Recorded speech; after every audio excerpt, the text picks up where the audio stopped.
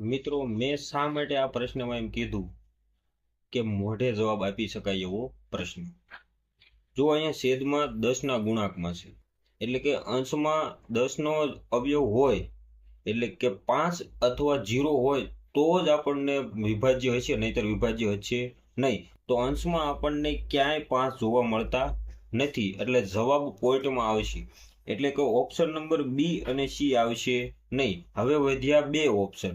હવે એકમના અંક આધારિત ગણતરી કરીએ તો શું થશે? તો અહીંયા 4 4 જતા રહેશે, તો અહીંયા 10 થઈ જશે, અને 4 4 16, એટલે એકમનો અંક શું આવશે? 6.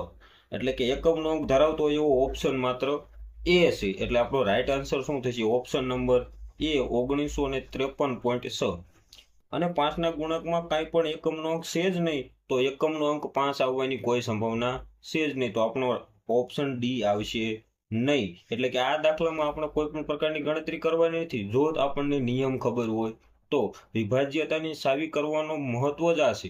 કદાચ વિભાજ્યતાની સાવીનો ડાયરેક્ટ પ્રશ્ન ન પૂછાય, પરંતુ જો આવી રીતે પ્રશ્ન પૂછાય તો આપણને ખ્યાલ આવે કે જવાબ કઈ રીતે આપી શકાય. કોઈ પણ પ્રકારની ગણતરી કરવાની ન થાય, કારણ કે જો છેદમાં 40 છે, અંશમાં ક્યાંય 5 અથવા 0 વાળો કોઈ પણ સંખ્યા નથી, એટલે કે જવાબ પોઈન્ટ વાળો આવશે. એટલે બે ઓપ્શન નીકળી ગયા.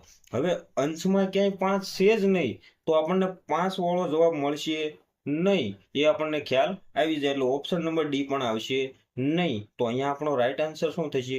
ઓપ્શન નંબર એ, 1953.6.